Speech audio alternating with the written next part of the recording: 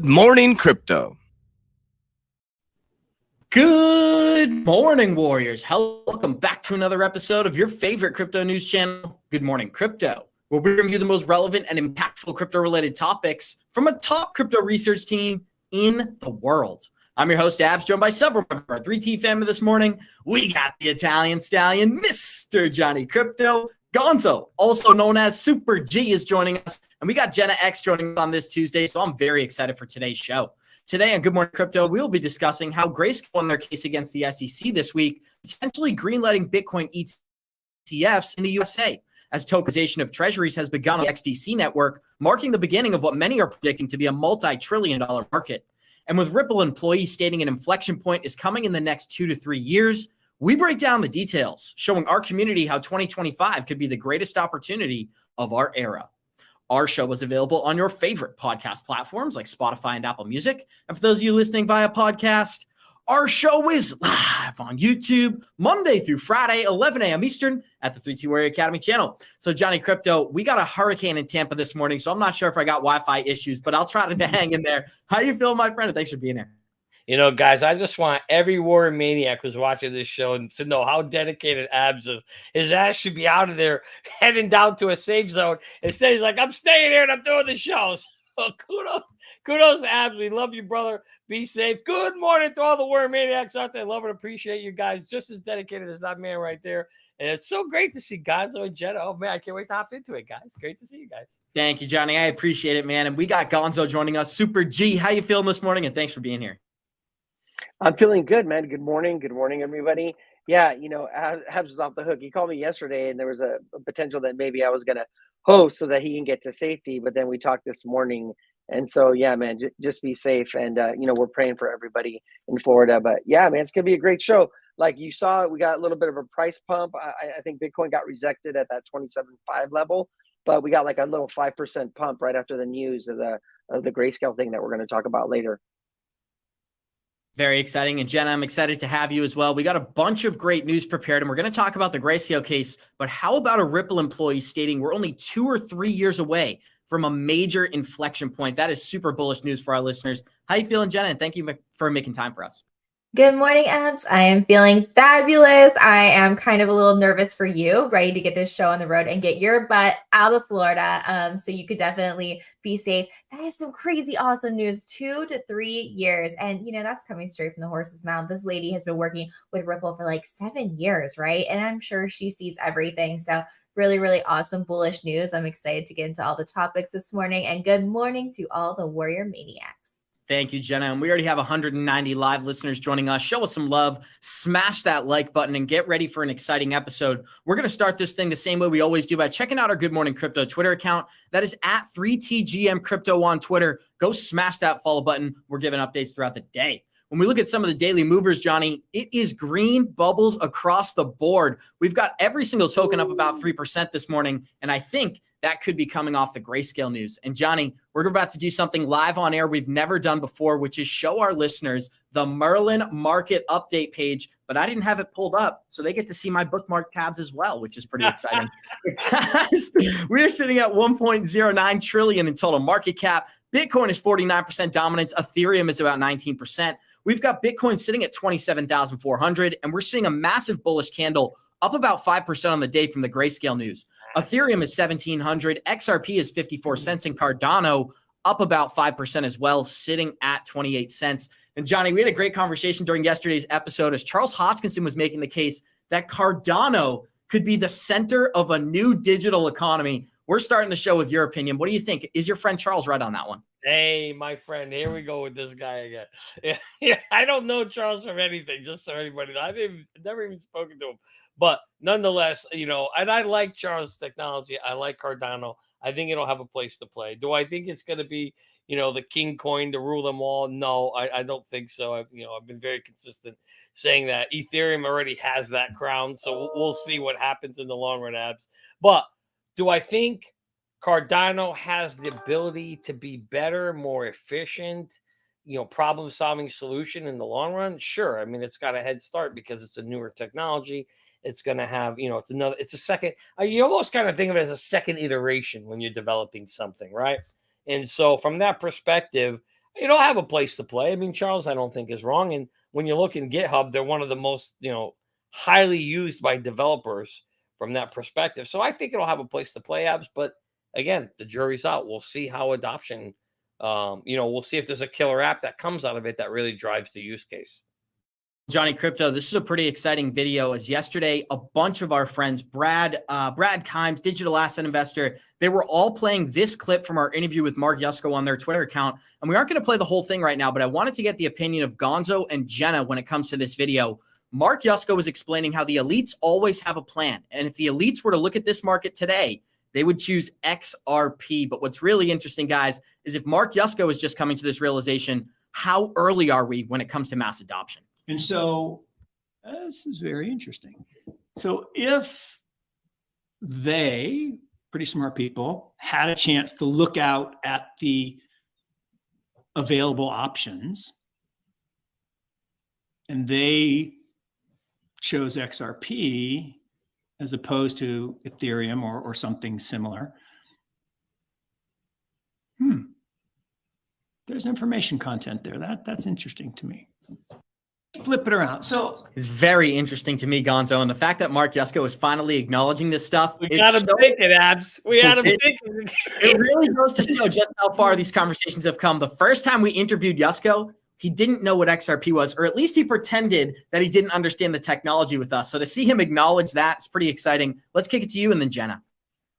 Yeah, I remember. So I watched that whole show. I was at my house on the big TV and stuff, and it was a great show. Good job, by the way. But it made a lot of sense, especially when you look at like his theory of that what happened with JP Morgan and gold, and how we feel like they're manipulating the price of Bitcoin to get in at cheaper prices. And then you look at XRP, and I stare at this chart day in and day out. And the more and more I study it, and the more and more I see the moves, the more and more manipulation I see, the more and more price suppression I see. Like, we should have higher prices at certain points in time, and they're just not there. So it started like this bigger, like down the rabbit hole of that does make a lot of sense, that they're manipulating the price, keeping it down while they pack their bags, and then they're going to let this thing run, right? So, history will tell us if we're wrong or right. But I thought it was a really good point. And like I said, I stare at the chart all day, and it just, there's something about the chart that is just like very, very manipulated. Jenna, I want to get your thoughts as well. First of all, I want to ask you, an opinionated question. Do you really think this is the first time Mark Yusko's thought about this stuff, or is it all show? You tell me.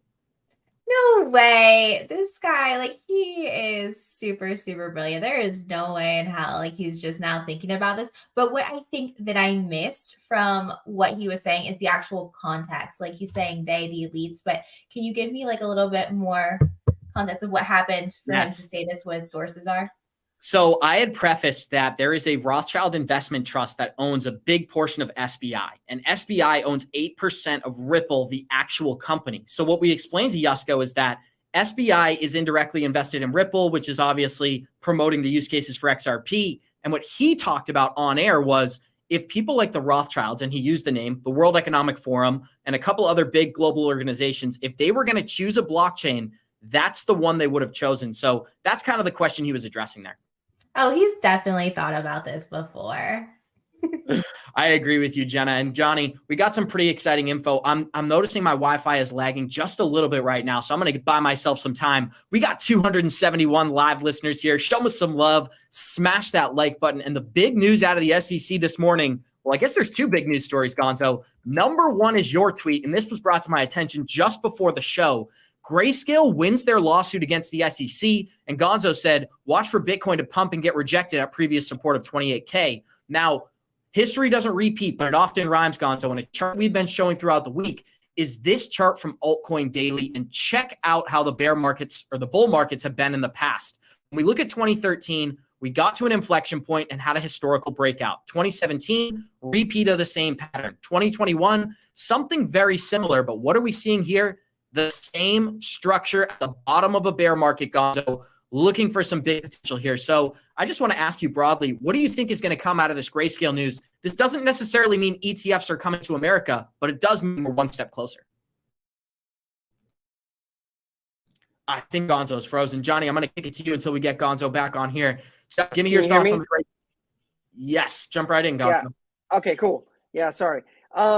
Yeah, I think the big thing is that like it's not 100%, but it's one of the hurdles that we needed, right? So basically, like I'm still doing research on the ruling, but what it seems like is that what happened is that the SEC couldn't use the excuse that they were using to deny the grayscale to turning GBTC into a spot ETF, right? So obviously they either need to approve it or they have to come up with a new reason, because the reason that they gave so far isn't valid, and the judge kind of ruled to that. So we still have to see how it plays out, but obviously the market responded well because this was like kind of a major hurdle. But like we're still kind of this phase where we're still grinding down, right? That's why I knew like, hey, we're going to get rejected at 28K. We didn't even make it 20K. It's 27.5. I'm watching it right now. We're 27.3. So until we get like above that previous kind of what was support, and now it's going to be a resistance, then we're just kind of still ranging, right? And we're going to need some more, I guess, positive news to kind of break us through that previous or that new resistance. Johnny, we often say it's not what you know, it's who you know. But Bitcoin, they don't have an organization backing them, right? But as we can tell for right now, and Jen, I'm going to kick it to you right after Johnny, Bitcoin leads the market. If our altcoins are going to run, Bitcoin is going to run beforehand. And these are some of the previous market cycles that we've seen before. I want to actually ask the live chat a question. Guys, if this is your first Bitcoin market cycle, if this is your first 4-year cycle, meaning you invested after 2021, put a 1 in the chat. And if you've been here for more than 3 years, put a 2 in the live chat. But Johnny, do you agree it's going to be catalysts like this that will lead us into our next massive bull market?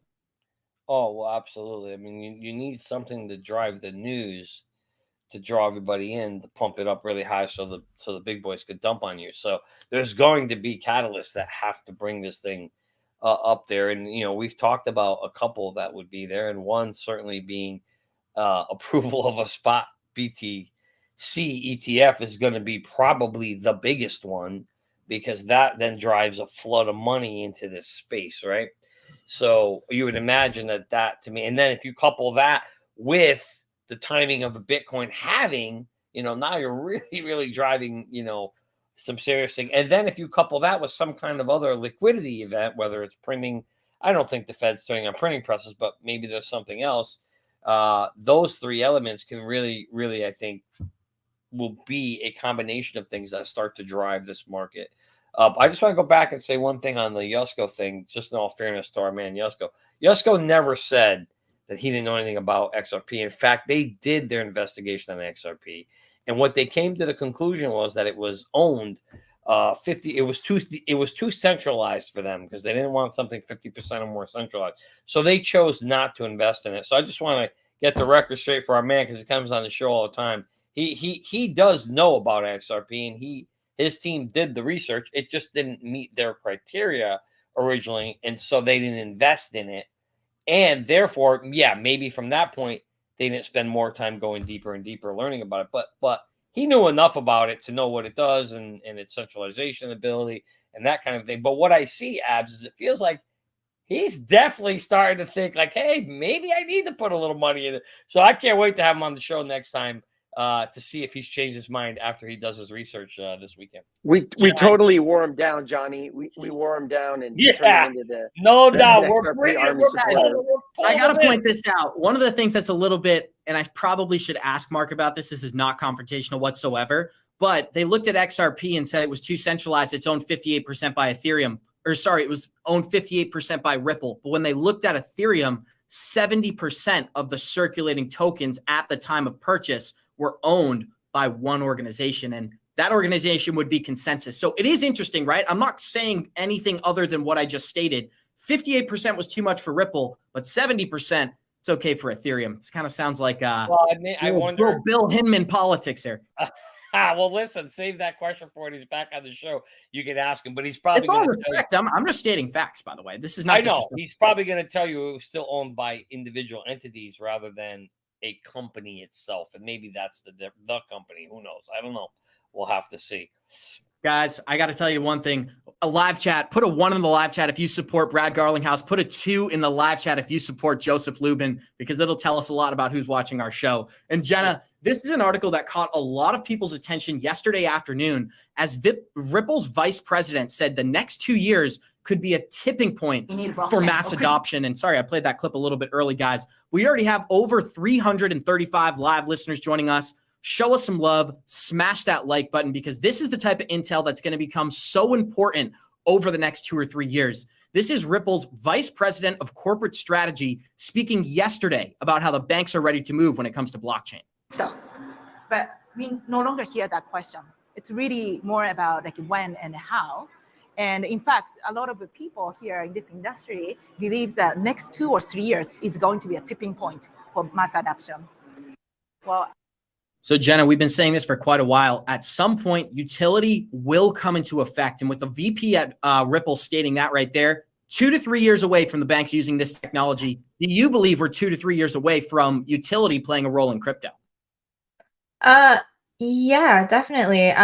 Listen, like you have to look and see VeChain is working with Walmart as we speak. Yeah, they first partnered like a couple years ago and everything, but Walmart is freaking huge, but they're already using them, you know, for supply chain issues and all of this stuff to like monitor and track everything. So it's like, you know, it's not a question of if we're going to use it and everything like that. I think in the poll, it said like 90% of, you know, businesses are like, yeah, we want to use it. What was it? It was a lot, 97% of professionals. That's a lot, guys. And I believe I read it was like 138 million new users into crypto since 2021. That's a lot. So then in 2 to 3 more years, like I believe this, and how it's going to be happening is payments. And we're going to look for the giants like the Walmarts, the Amazons, and even gaming. You know, I think gaming is going to bring a ton of new users too to the space. So that's what I'm thinking. But yeah, dead on.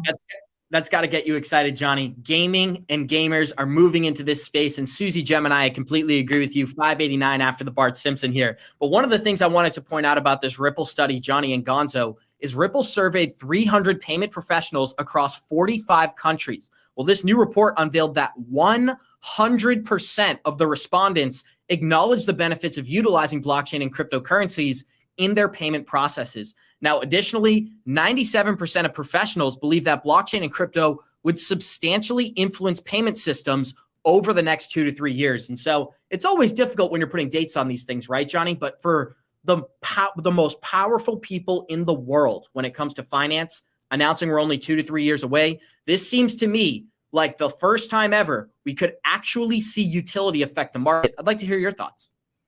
Well, I mean, the dates aren't important. What's important is the second part of the stage there, which talks about the fact that they believe over the next several years, the technology will be in play, because that's what matters. And there's no question.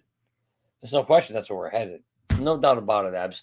To me, what's important is the long-term use and adoption of it and utility of it. And that takes a long time. It isn't going to be 2 to 3 years. I mean, look how long it took for Amazon to get to $3,300. It took 20 years, okay? It took 20 years to get to where Amazon is today. So even though these technologies start getting adopted and used in the next year or two, it isn't going to be fully utilized by the world and have that full-blown utility where everybody's expecting maximum price until you get maximum utility.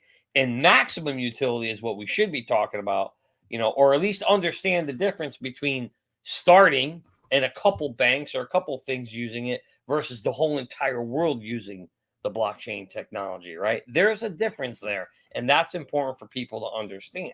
But nonetheless, what's exciting about it is you want to see that first stake in the ground. You want to see that first utility actually happening after 10 and 15 years of talking about cryptocurrency. We might actually finally, when did Bitcoin start? 2009, something like that, right? 2009. So we might actually finally start to see real utility in 2025, right? That's almost, you know, what is that? 14, 15, 16 years later, just for the start of it. Then it's going to take another 5, 10, 15 years for full-blown utility around the whole world. You know, maybe faster, but my point is, I don't want people to think utility means you flip the switch and the whole world's working on it on the same day. It doesn't work that way. Johnny, one quick follow-up here, and this is something I found to be pretty exciting. A quote within this article, it really caught my attention. She said, when I started working at Ripple 7 years ago, there was a lot of skepticism and the question of, does the payment industry really need blockchain and cryptocurrency? We're no longer hearing that question. And she highlighted over the next 2 or 3 years, it will mark a pivotal tipping point for widespread adoption. So the fact that the correct answers are being provided to these questions is what's gotten us to this point today. I just wanted to get some thoughts before we kick it to Gonzo. Well, I think the point you're seeing here, the most significant point about there is the narrative has changed, Abs. They went from saying, do we need this, right? That's a question number one and very important. And now we're all past that question. The question is no. We know the answer. Yes, we need it. It's coming. There's no doubt. And that should be good news and a sigh of relief for everybody listening here and in the chat and everywhere, because we know now crypto's here to stay. Now the next thing is, okay, now it's here. Okay, now we got to build the freaking thing, right? That's like now you're saying, okay, we're going to build a house. We know the spot. We're going to build it. Shit, now we got to get all the materials. We have nothing, right? We got to start building this thing from ground up. And that's where we're at today. We're just at the beginning of starting to build this baby up. And that's going to take, what I was saying earlier, some time to happen. But man, it's going to be an exciting ride for everybody here because, guys, you got in early. If you're here and you're invested in crypto, you got in early. Be excited. Put your seatbelt on. Pat yourself on the back. Don't hurt your arm. And be excited for the ride that's about to come, Abs, because it's going to be a fun next 5 to 10 years, I think, for us. Gonzo, we had a great conversation with NFT Tones yesterday, and we found out that 38% of millennials today own cryptocurrency. And even more interesting, for a lot of them, it's their largest investment asset. So I think as we're looking at previous bull runs, and we've seen these price targets be hit before, Bitcoin going from a dollar to about $50. Then we saw it go from $200 to $2,500. Then we saw it go from $3,000 all the way to $20,000. We could see something very similar, but it's going to take new investors and it's going to take young people becoming excited about crypto. One of the easiest ways to get young people excited as a younger person, show them where the money is. When people make money in a market, that's when the college kids get really excited. So Gonzo, I want to ask you, do you think utility is going to be more of a factor during 2025, or will it be another speculation bull run? I think you're going to get a combination of both, right? Like if you look at the overall, it's up and to the right, but like we're approaching a part of the market where people get bored, where we get kind of just grinding like sideways, if not a little bit down, right? If you're trading, you're getting stopped out constantly, right? And people get frustrated, they get bored and they leave. But actually, this is the time to be, just like these protocols are building and they're furthering in the bear market, these are the times that you should be building kind of your positions.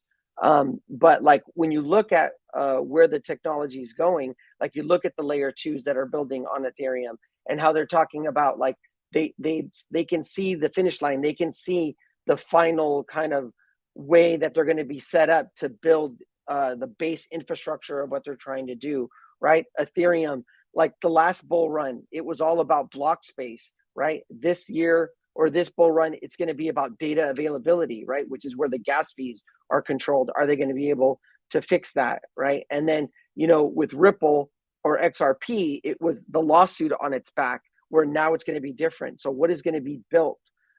So I think, like Johnny says, we're still a ways away, but like we're starting to see kind of that infrastructure being built. And then when you add that with regulation and getting some clarity in the next few years, you can see that, you know, we're still very, very early, but we're kind of starting to build that base to where this thing's going to eventually go to. Jen, and this is another article that really caught my attention from this morning. As the digital asset investor tweeted out, there is no delay in the IPO. PitchBook ranked Ripple as a 98% chance of an IPO. This is another example, and I hate to reiterate myself, of just how early we are. So Jenna, what does it mean to you that PitchBook gives Ripple a 98% chance of an IPO? Obviously, now that the SEC lawsuit is behind us. Is the SEC lawsuit behind us? Like, we're still dealing with that. I know that we have regulatory clarity. I know that XRP is the only one with it. And 98%, that is really, really great odds. I saw the other day that they Ripple posted, hey, we're going to have an XRP community meetup in New York City. And I'm wondering, I think it was end of September. I'm like, do you think we will IPO by then? So I don't know. No, I do not. I do not. No, like I'm being way too hopeful for that. No. I think we definitely will. It's a matter of when. I'm excited about the IPO. And what's really cool, Jenna, is that we interviewed this woman named Linda P. Johnson. Is it Johnson or Jones? Jones. Linda P. Yeah. Jones. And what she told us is that even after Ripple applies for the IPO, it's a 6 to 9 month waiting process. So we haven't seen that Ew. application be filed yet. So it tells me we're at least 6 to 9 months away. But this is exactly what Jenna was referencing earlier, Johnny, as Ripple made a big announcement today. We are hosting a community celebration on September 29th in New York City. Stay tuned for more details. And guys, I think you're going to see some of us there. I'm looking forward to being there. I'm going to do my best to make it out. But Johnny, how do you feel about the Ripple celebration officially being underway in September? Oh, I'm going to be there, but I love the meme below. Is Gary going to be there? That is priceless. That is just priceless. But Abs, in terms of an IPO, listen, when you do an IPO, you got to be smart about it. Look at when Coinbase did their IPO. They launched it at the peak. It ended up being the top of the peak of the bull run. the All right, market. they sold at the peak. Ripple's not going to be, they're not stupid, right? I'm trying not to use the R word. They're not stupid. They're going to end up launching if they do an IPO, which they will. There's no question about it. Especially they'll probably do it now in between the ruling before they wait for another ruling. It would make sense for them to do. If I had to guess, it'll be during the middle of the next bull run, middle to the end of the next bull run, where they're going to get maximum value out of the company. As a CEO, why would you ever do an IPO in a bear market? You wouldn't. It's the R word. Johnny, are you saying that the Ripple IPO will be the top of the next bull run? I'm not sure it's going to be a Like top, the but there's top? certainly. I'll tell you what, Gonzo. If we see that happening, I would definitely be in the sell mode. If I were you, I'd get that sell going on because there's no doubt about it. It's going to be close to the top when that happens. I mean, that's my guess. I could be wrong, but I would suspect that they'll probably start gearing up, getting the paperwork ready in the next 3 to 4 or 5 months. Get that thing. Now, remember, the problem is if the SEC has to approve it, and the SEC is fighting with them in court. And so that's the conundrum here.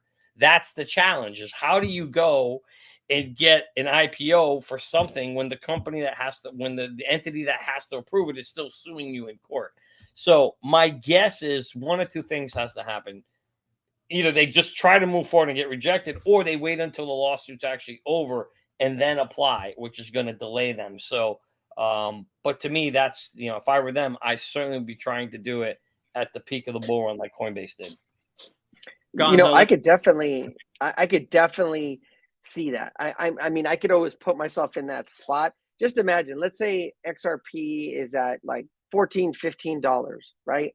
And they go public and this thing rips up to 20, 22 bucks, right? Let's say low 20s and full on FOMO.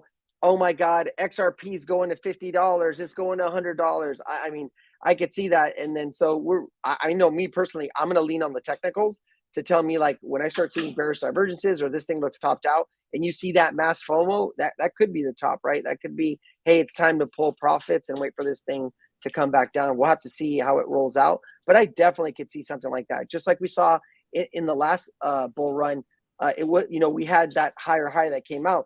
But when you think about the FOMO and how people were feeling, Coinbase going public was kind of the peak frenzy FOMO of everything that was going on emotion wise. So I definitely could see something like that. We'll have to keep an eye on it. Gonzo, you brought up the SEC, so we're going to get into this article right now. As the SEC issues a first enforcement action targeting NFTs in the United States, and specifically, this is starting off in California, guys. We got 388 live listeners joining us. Show us some love. Smash that like button. And this is a really exciting episode, guys, because believe it or not, XDC got some massive tokenization news, but we're saving that for the end of the episode. We got to save the good stuff till the end, keep you guys around. So, Johnny, one of the things that I've noticed about this article right here is that the SEC is not targeting all NFTs. They're going after this one specific project. So the U.S. regulators ordered a Los Angeles-based company that issued NFTs to compensate investors who bought the NFTs. arguing that the transactions were illegally unregistered securities offerings. So that was a little bit confusing. It gets much simpler right here. Impact Theory, which is the company that offered the NFTs, raked in nearly $30 million selling their tier 3 product offerings that the SEC deemed to be securities. The NFTs qualify as securities because Impact Theory's team promised investors that they would profit off of the collectibles, touting them as having tremendous value. Impact Theory, they encouraged potential investors to view the purchase as an investment into the business, stating that investors would profit from their purchases of Impact Theory if it was successful. Now, here's what's really interesting, Johnny. Impact Theory is set to reimburse investors who purchase the NFTs and destroy any NFTs remaining in possession. They're also going to be paying a $6.1 million penalty to federal regulators. And Gonzo, I know you knew this tweet was coming. We went over it in prep. One of the things about these SEC lawsuits is even after the company makes $100 million, they pay about 10% of that back to the SEC. And the rest of the profit, it's for us to discuss. So Impact Theory raised $30 million for their NFT collection and settled with the SEC for $6 million. That puts them $24 million in profit. And we've seen something like this in the past, as EOS was sued by the SEC for an illegal ICO where they made $4.1 billion. They ended up settling with the SEC for just $24 million and profited over $4 billion. So it sounds like as long as you're ready to pay a small fine, Johnny, you're going to be able to operate correctly here. But you give me your thoughts before we kick it around the group. The SEC, they're attacking one project. Does this make you nervous for NFT holders all over the country? Well, I mean, that's just they're going to go around the room and collect on the big projects, right? Where the ones that are worth collecting from go around and collect. You know, there's no surprise here. We knew this when we did PCA, when we created it. We purposely did not offer NFTs and changed the way we approached, changed the way we talked about it for that very reason. Again, I always try to tell everybody, anything can be a freaking security. You know, this freaking bottle here could be a security, depending on how I pitch it to the community, how I pitch it to people, okay? So obviously they broke all the laws. They literally tapped every single portion of the Howey test, right? It's an entity. They promised the return based on their work. Others gain profit. I mean, you can't write the Howey rule better than that. So of course they were going to be trampling all over that. And I'm sure, and a lot of other NFT projects did exactly the same thing. So I'll tell you what, if the SEC wanted to, man, they could spend the next 5 years going after all those companies and collecting, big pots of money. And don't be surprised if they do. Maybe they're like, okay, you know what? The exchanges might be a little more difficult to go after based on Judge Torres' ruling. Fine, we'll go after these NFT companies where there's almost no argument that they trampled all over the Howey test app. So I won't be surprised if we see a few more of these, especially like the big ones, or the ape ones, and a few of those other big ones. Who knows? We'll have to see. Depends on how they were pitched. But if they find information that they were pitched in the same way, yes, I do believe you'll see more of this story, more of these announcements coming out. Gonzo, I want to get your thoughts really briefly. I want to preface this. What do you think about them? Who purchases anything without an expectation of profit, right? I love how the SEC will throw that narrative in here. Who puts money into an investment to lose money? I don't know, but you give me your thoughts on this whole ordeal and we can discuss it. Yeah, I mean, so when you hear the verbiage, I think it was the Coinbase attorney that kind of tweeted out and why the other two commissioners kind of rejected it. Because like, look at Rolexes, trading cards, right? Collectibles. We're talking about collectibles, right? You collect them because maybe you appreciate that team or you love that team, but also because you believe it's going to appreciate in value. So does that mean that now Rolexes are securities? Right. I like Impact Theory. I think they put out Bayou, that's his last name. I can't remember what his first name is, but he puts out really good content that has to do with like mindset and health, very similar to kind of what we do in our ecosystem. Right. But he's on big scale. He does a lot for like the surrounding community that he's at. He was one of like the creators of the Quest, like the energy bar. So if you've ever kind of followed him. But what it feels like to me is this feels like a bottom for NFTs, right? This feels like when you look at the overall, like you have these events that happen and it signals a bottom for the NFT market. If you're into NFTs, this is your bottom right here. Them getting sued for the NFT project and the stuff that's going to come out of this is going to be a bottom for NFTs. And do I believe that NFTs are going away? No, absolutely not, right? They're going to evolve into the next generation of what they're going of their kind of next they're going to evolve to their next what they're supposed to be, right? Because NFTs are absolutely not going away. When you look at like gaming and the actual use case for NFTs, but like if you're into NFTs, this is signaling a bottom for the NFT market. We thought they'd hit a bottom kind of like I think it was last month or the month before that, but I promise you this will probably end up being the bottom with these news. Yeah, just to add on to like what Gonzo and Johnny were saying, you cannot, whether it be a crypto token, an NFT, whatever with these IOUs, you cannot promise that something is going to go up in price, that it will have value. Like that is the number one thing. And it's like, I see some really cool projects and I'm like, their marketing, it's already out there. That's how they're marketing in their white paper. That's how they're marketing it on X. And I'm like, you are a freaking moron. Like, that I cannot support your project. I can't have anything to do with it. And that's why. And I just wonder, what is the SEC's formula for determining their fine and their settlement? We know they go after the big guys, but what is the formula that they use? Do they just pick a number out of the air, or is this actually calculated? It's a great question. And I really think it comes down to relationships. I don't know why they decided to go after this particular project, but I bet it has something to do with who they know and what they know. But guys, I want to show you this article right here. There were some very interesting rumors about HSBC shutting down their banks this week. So we had 3 branches shut down with basically no warning. And this doesn't mean close. It means they're shutting down to upgrade their systems. Now, we're not going to draw any conclusions here. We're just going to provide information. But HSBC has previously acknowledged that the XRP ledger is a game changer for cross-border payments. And now we're seeing them close 340 branches when it comes to specific locations. But that doesn't mean they're closing for good. They are upgrading their payment network. I don't know if they're going to use XRP. I don't know if they're working on the XRPL, but we do know they've acknowledged the technology in the past. Johnny, I'd love to start with you, and then we'll move on. Yeah, this is where you want to be careful, not read too deep into here. Banks do this stuff all the time, doing upgrades and shutdowns and things like that. So who knows what's happening there? It's always fun to speculate, Abs, and sure, maybe they could be doing a trial for sure. I mean, it wouldn't surprise me if we learned about that afterwards. So again, very interesting news. We'll have to continue to keep an eye on it and see how this thing breaks out.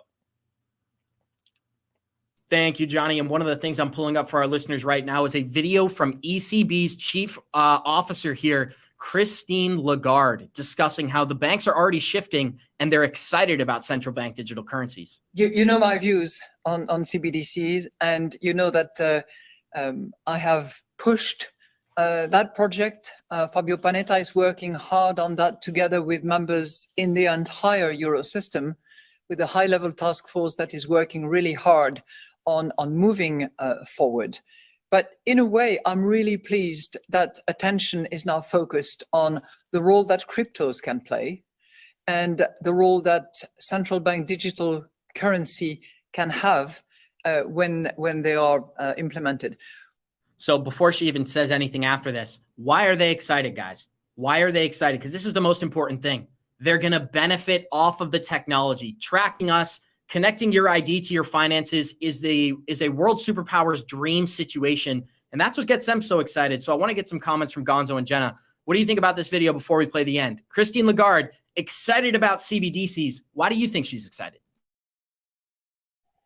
Yeah, she said it before, like we've seen it in previous interviews. It's about, like, you're spot on, Abs. It's about control, right? It's about having control.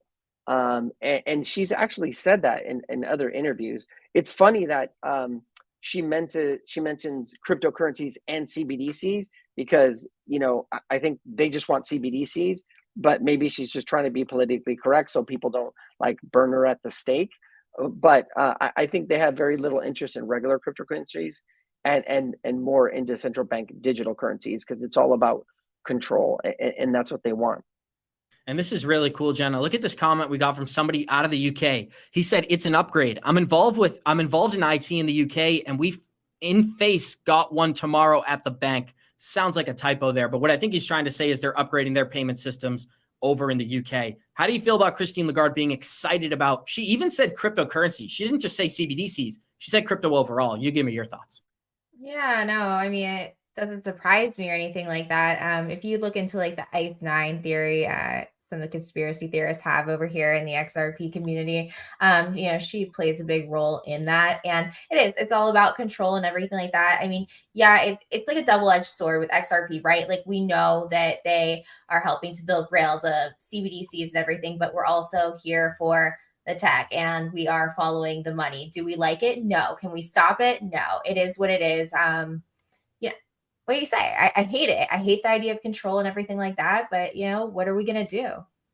Well, what's interesting is, she was talking a year ago, 2 years ago, how crypto is used for nefarious things and very bad. And all of a sudden now she actually mentioned, I was actually surprised to hear her mention cryptocurrency in that abs. Now, maybe she's just trying to tie that to CBDC as one ubiquitous word. And maybe that's the intent here. But normally she's been very careful not to use that particular word. That is, for me, I think the first time I've heard her use it more in a good sense than in a bad sense. So it'll be interesting to hear if that narrative continues. Now they've flipped the switch or flipped the narrative.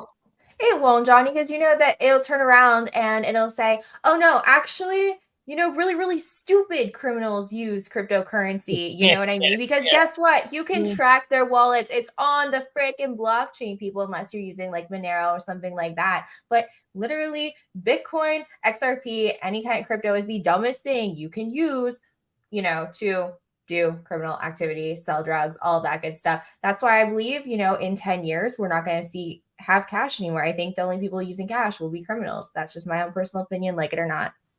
Johnny Crypto, maybe I'm reading too much into this, but I want to focus on the word excited. I think that people like Christine Lagarde choose their words very, very carefully. And for her to be excited or ecstatic about these new technologies means she's gaining some personal benefits here. I'd like for you to just elaborate on that. Why do you think she's excited before we move on?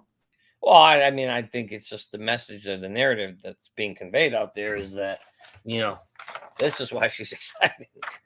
They want this to happen. So the more they talk about it, and I think in general, and the more positive it is about it, the more accepted the whole thing becomes. The word cryptocurrency, the word CBDC, tie those two together, talk about them in a good light, good fashion, and and then you start to see more and more people saying, hey, you know what? Cryptocurrency is not a scam after all, right? And then that whole narrative starts to change. And it's like, hey, CBDCs are cryptocurrency. Oh, yeah, I got to get CBDC. So I don't know. Maybe that's the plan. I have no idea.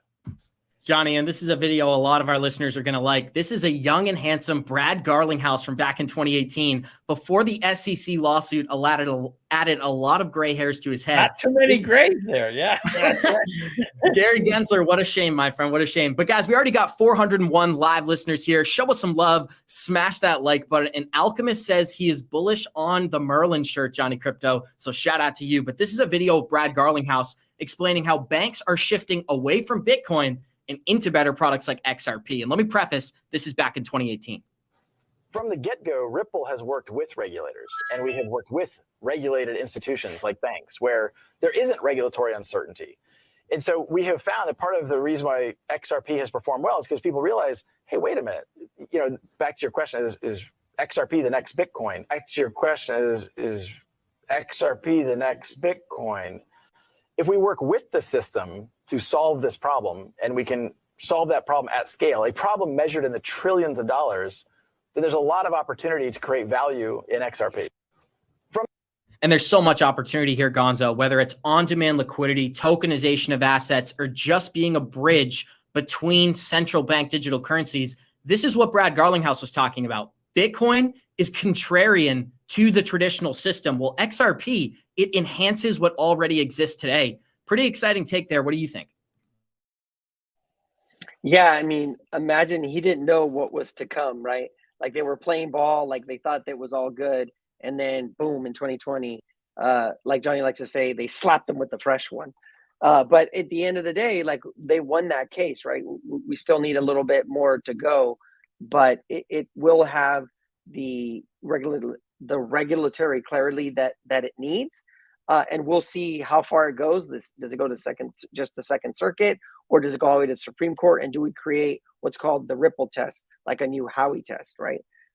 So it's exciting. I think we're still, just like the resolution of the case took a few years. I think that when we're talking about appeals and where this thing is going to go, it's still going to be a couple years. Nothing happens quickly when you're dealing with the court systems and appeals. So I think we're going to keep debating this and talking about this, but like this is going to take us into like the next bull run when we're talking about these appeals and these different things, unless we get regulation from Congress and it trumps the whole thing.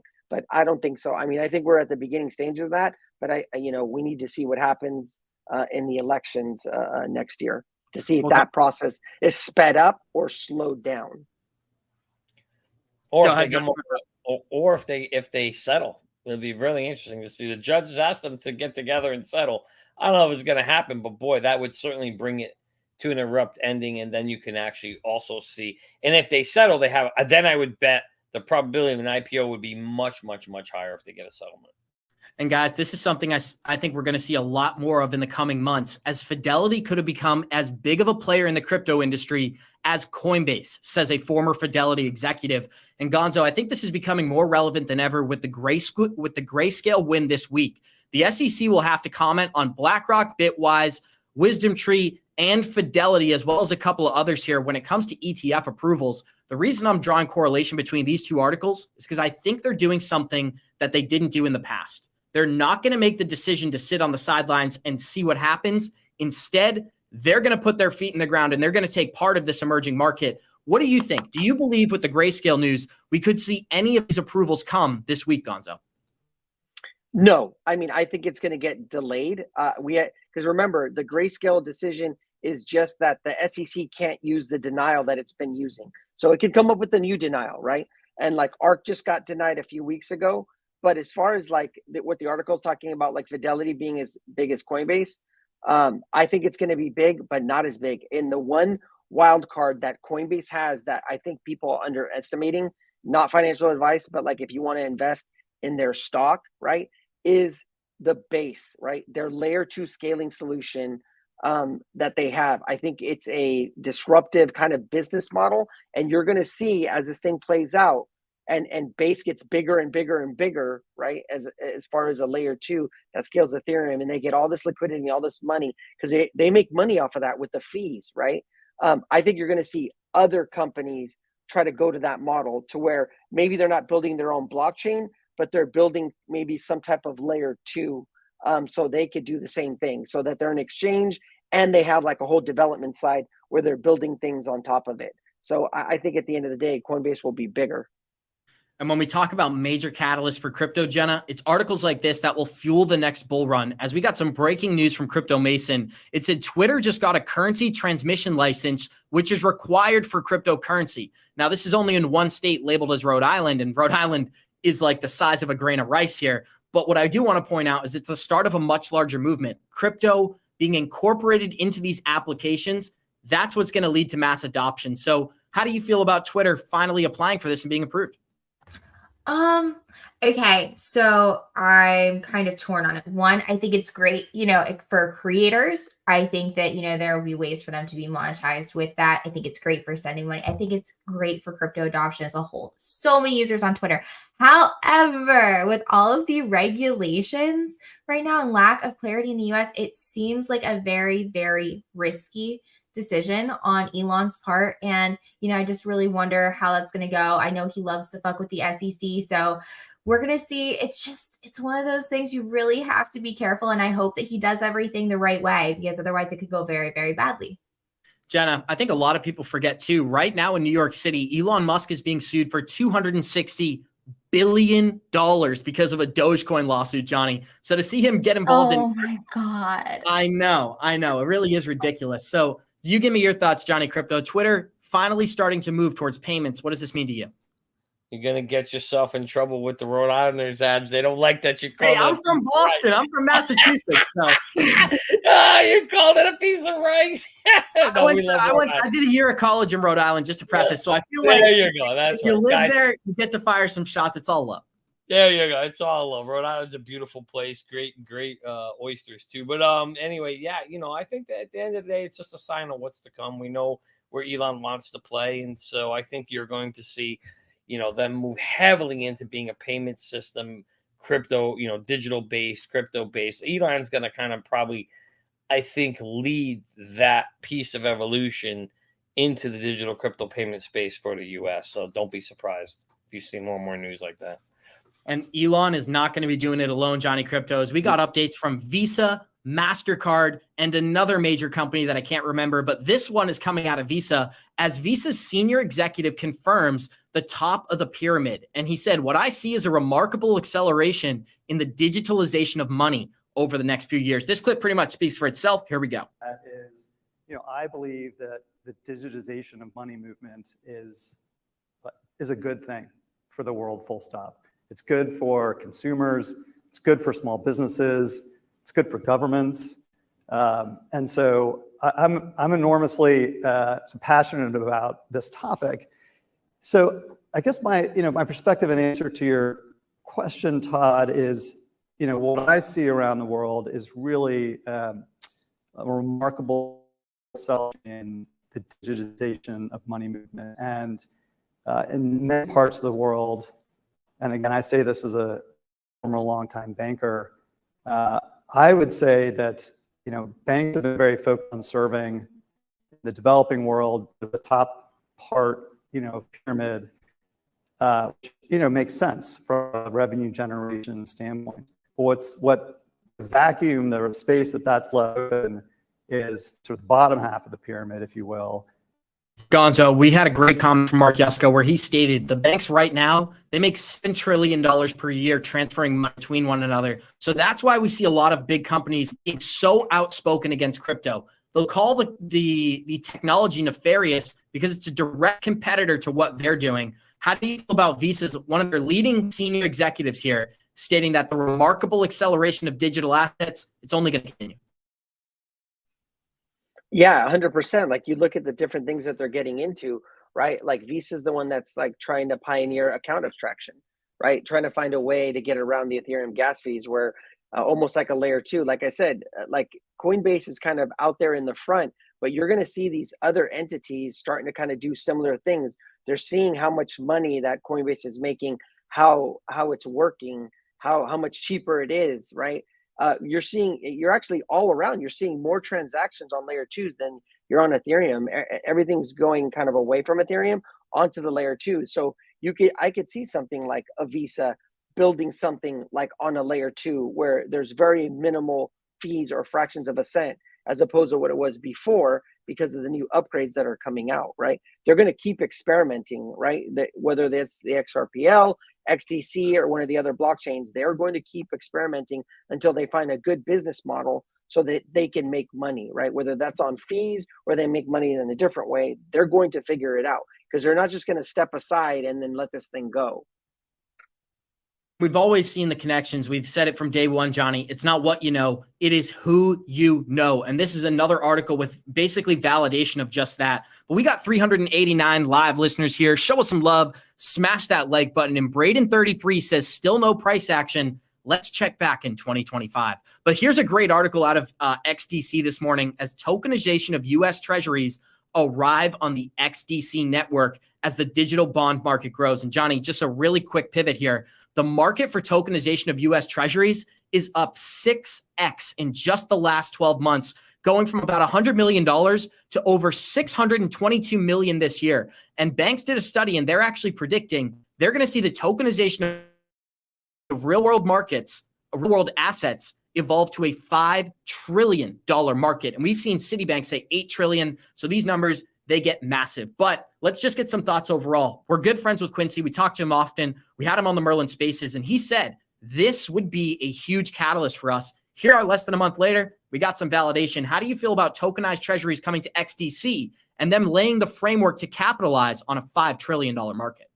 Yeah, I mean, at the end of the day, if they end up getting a piece of that market, the market cap has to support that market. So that's a really, really bullish news for XDC. I love XDC. It's one of the horses in my stable. So that's a good thing.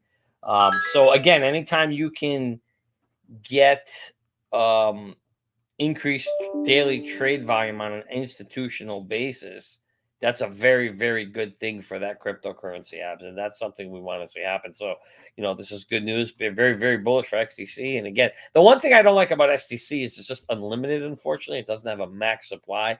It's the one knock I have on XDC, but I love XDC. And like I said, it's packed in the bags, ready to go, baby. Let's roll.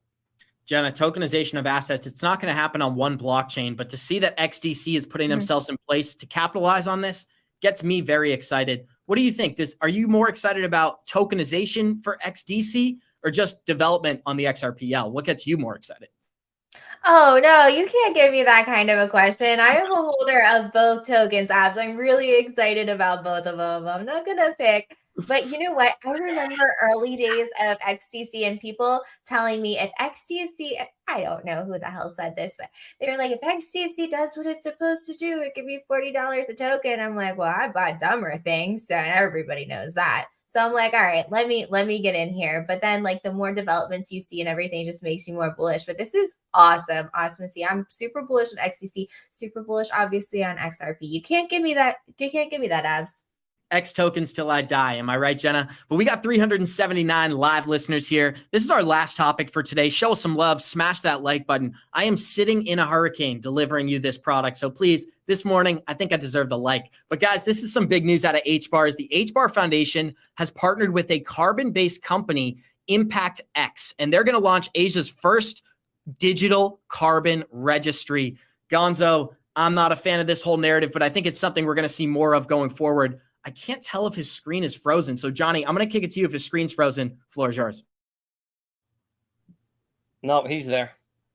I'm there now. Sorry, I was frozen. So what's the question about HBAR?